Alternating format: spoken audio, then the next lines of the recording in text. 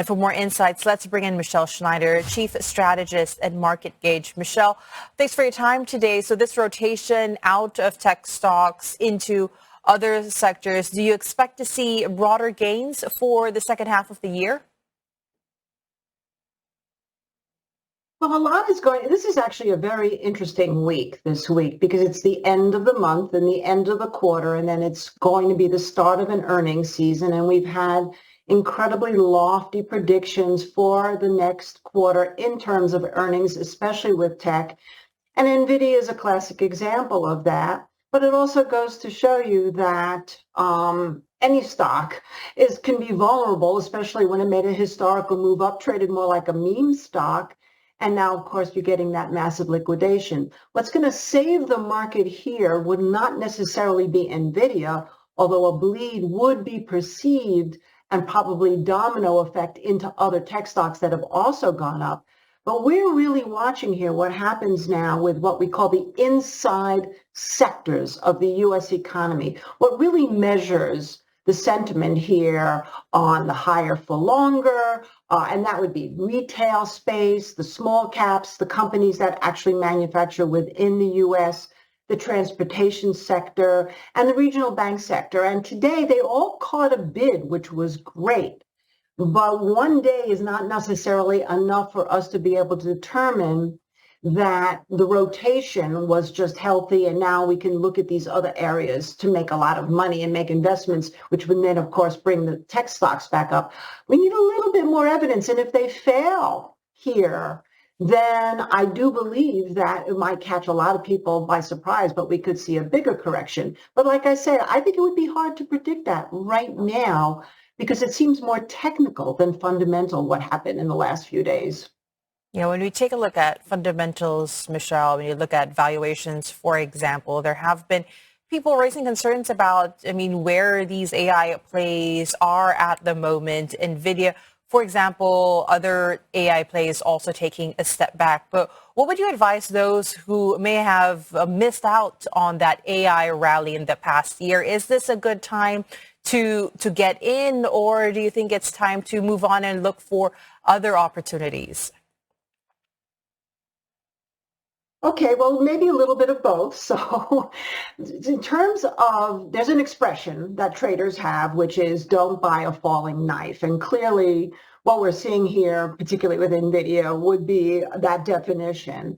But that doesn't necessarily mean that the knife keeps falling. And we're looking at NVIDIA here as a good, healthier correction with a much lower risk. I would like to see it hold up about 102 to 107 level.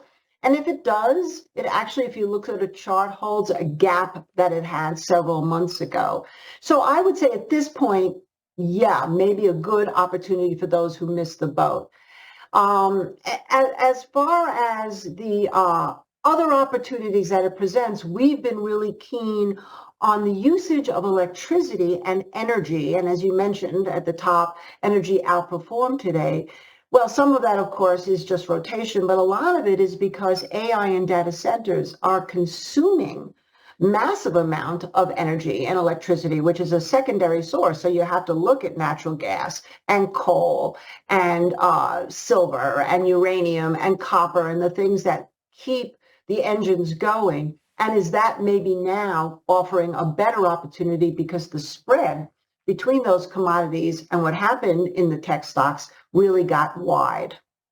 Yeah, and so we could take this time, I guess, to look at other AI plays, Michelle. But when we take a look at what investors are preparing for, inflation is one of them. Inflation data out this week. How much of this pullback do you think is due to expectations for that inflation print to be soft?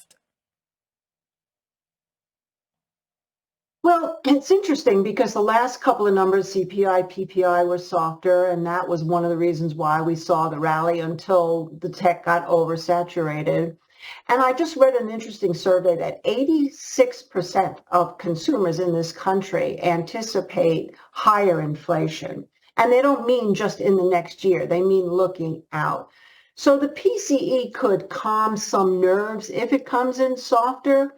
But then again, it'll be a question of, does that lead the Fed to be convinced, because that's their measured rate that they like to look at is PCE, to come in and ease up on the rates? And that's the dance.